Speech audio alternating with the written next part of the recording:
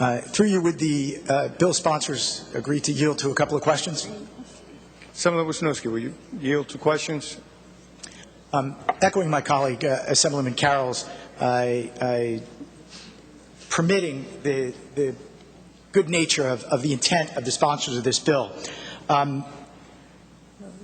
I think we fail to take into account, I know there's going to be debate here, and there should be, and there already has been, and there will continue to be, debate about the impact of the people we claim to be trying to help, the impact on their jobs, and the impact on the state economy. I'm going to focus on the impact on our already multi-billion-dollar, deep-in-a-hole state budget. Assemblyman, by your calculation, what do you think the impact will be on the state budget? During our budget hearings, we heard from several, certainly nonpartisan entities, health care providers, mental health workers. We now have heard from the Hospital Association that this bill could have profound impact on their bottom lines. Unless the state kicks in money, they have no idea how they're going to be able to continue to operate and provide the essential services that they provide. We've already added up close to a $500 million impact. So I'm curious, by your calculations, what do you think the total impact might be? You don't want my calculations because math is not my strong suit, but I will tell you exactly what the facts show. None of us can predict what the future holds on this bill or any other bill, but we can look at what's happened in the past. And what's happened in the past for minimum wage is instructive. According to the U.S. Department of Labor, with each increase of the minimum wage, the national gross domestic product has gone up, and so has it for each state. Because what it does is it puts more economic activity in circulation, it creates more tax collection, and this will augment our budget problems, not hurt them.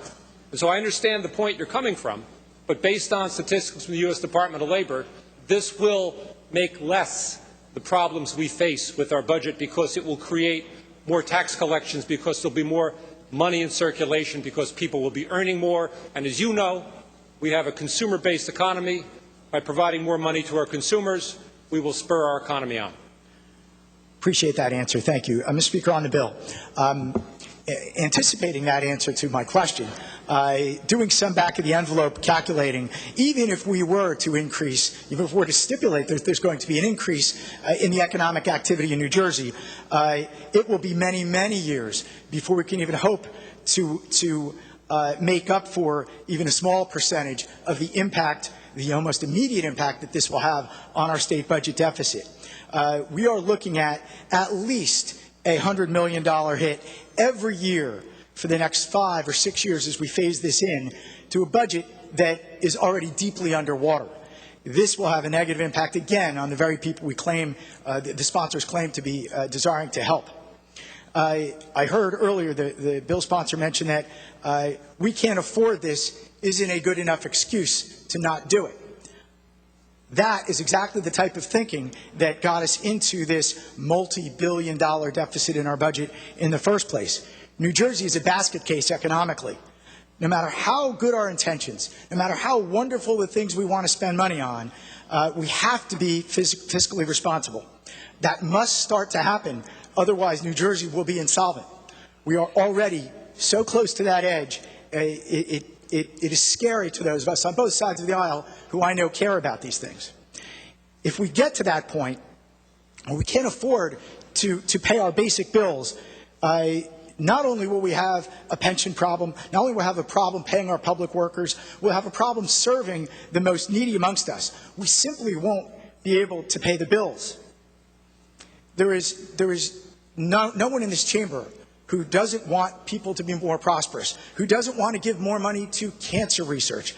There are a ton of great things out there and good causes, but none of us is taking out a mortgage to do these things. None of us is so loading on debt that we will not be able to continue to function in order to spend money on these, whatever worthy cause you want to argue for.